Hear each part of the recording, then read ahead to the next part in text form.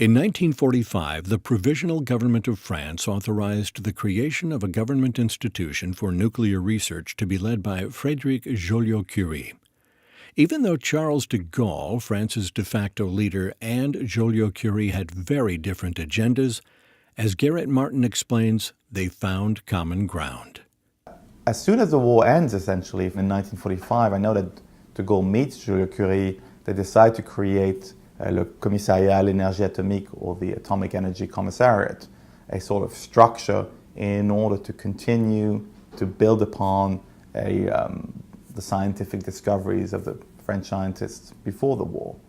I think that became even more urgent once the 2 atomic bombs are dropped on Hiroshima and Nagasaki. I think for de Gaulle and Joliot-Curie, at least at that time period, I think there's a sort of meeting of interests. And they don't necessarily come from the same angle, but I think they have a shared interest in seeing France pursue and develop a nuclear program. Spencer Wirt describes Lou Kowarski's role in the construction of France's first nuclear reactor, as well as the connection between French nuclear energy and weapons development.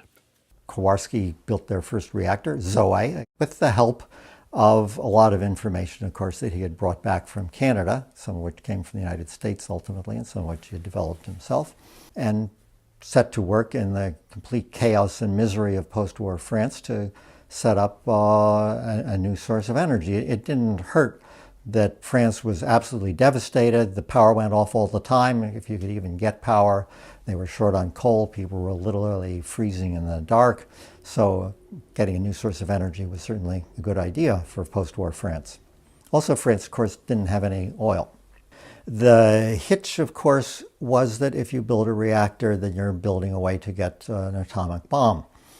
The French, needless to say, were very well aware of this, but as we have seen with many other countries since, you can go a long way saying, all we want to do is do peaceful nuclear energy. And then 10 years later, you say, oh, look, we have all of this stuff around. We can make a bomb with it. No, that was basically the route that the French had.